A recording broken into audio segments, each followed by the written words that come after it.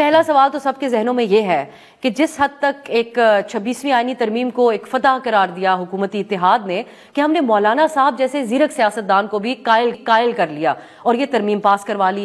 آج کوئی کیسے یقین کر لے کہ آپ لوگوں کے ساتھ یہ دھوکہ ہو گیا یا جو مولانا صاحب کہتے ہیں فراڈ کیا گیا؟ بسم اللہ الرحمن الرحیم. بہت شکریہ آپ صاحب.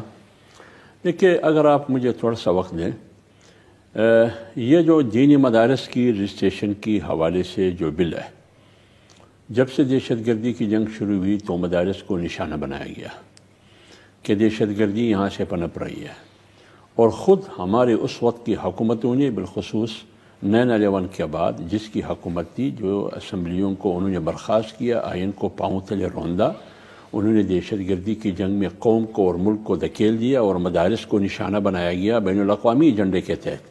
تو دہشت گردی کو دینی مدارس کے ساتھ نتی کیا گیا. تو پھر مدارس کے خلاف مختلف قسم کی قدغنیاں آئی. آہستہ آہستہ جا کے 2004 میں بھی معاہدے ہوئے. پھر آخر میں 2019 میں جو حوالہ دیا جا رہا ہے 2019 میں، اس میں ایک معاہدہ ہوا ہے، لیکن وہاں صرف ایک سفید کاغذ پہ معاہدہ ہوا، ایک ایگزیکٹو آرڈر ہوا. ہم نے 2023 اور 2024 میں یہ کیا کہ معاہدے کو باقاعدہ قانونی شکل دے دیا. لیکن اس وقت 2019 میں بھی جو ہوا تھا وہ تمام مدارس کی جو نمائندہ تنظیم تھی اس کی طرف سے اتفاق ہوا تھا، بالکل ہوا تھا. لیکن ادھر پھر اختلاف اس بات پر آیا کہ انہوں نے ایک ڈائریکٹریٹ بنایا، اس ڈائریکٹریٹ کے لیے ایک ڈائریکٹر بنایا، اور اس ڈائریکٹر کے ذریعے رجسٹریشن کی اس پر پھر علماء کا اختلاف آیا. اس پر کچھ چیزیں اور تھیں. تو اس کے بعد بھی دینی مدارس کی جس کی صدارت مولانا محمد تقی عثمانی صاحب کر رہے ہیں، وہ 5 تنظیمات جن مدارس کے ان سے تعلق تھا، ان مدارس کی رجسٹریشن بھی انہوں نے روک دی اور بینک اکاؤنٹ بھی انہوں نے روک دی. ایک علیحدہ تنظیم انہوں نے بنائی، 5-6 تنظیمات بنائی مختلف ناموں سے، تاکہ وفاق المدارس کو اور اس تنظیمات کو اور علماء کو علماء سے لڑوانے کی کوشش کی گئی. لیکن پھر 2023 میں پی ڈی ایم کی حکومت جب تھی، وہاں ایک باقاعدہ قانونی مسودہ ترتیب دیا گیا، پارلیمنٹ میں آیا وہ قانون، 1-2 خواندگی بھی ہوئی، اسی دوران پارلیمنٹ کے اندر ان کو روک لیا گیا. اب کیوں روک لیا گیا؟ اس وقت پیپلز پارٹی بھی حکومت میں تھی، ہم بھی تھے، شہباز شریف وزیر اعظم تھے، یہ تو ان سے پوچھا جائے گا.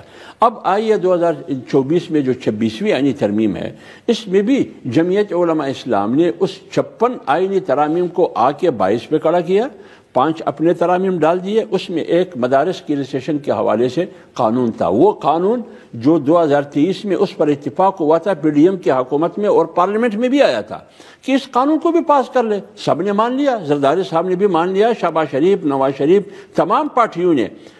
اس کا دلیل یہ ہے کہ اسمبلی سے بھی وہ قانون پاس ہوا، سینٹ سے بھی وہ قانون پاس ہوا، ایوان صدر وہ قانون گئے، تمام ترامیم، تمام بلز پر، تمام ترامیم پہ دستخط ہوئے. اس کے بعد جو متنازع قوانین تھے اس پر بھی دستخط صدر صاحب نے کیے، صرف مدارس کی بل کو روک دیا گیا. اب میں حافظ صاحب آگے آپ سے ضرور اس کے اوپر آپ روشنی ڈالیے گا کہ ایک اس کو آپ بیرونی ایجنڈا کیوں کہتے ہیں.